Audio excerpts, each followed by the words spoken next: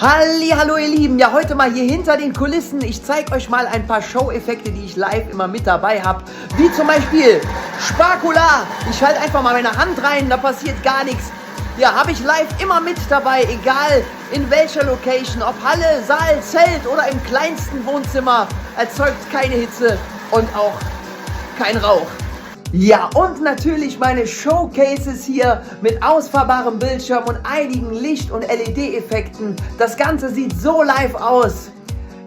Ja, den Bildschirm habe ich schon einige Jahre mit am Start und es sind wieder neue Effekte dazugekommen mit LED-Stripes und einiges mehr.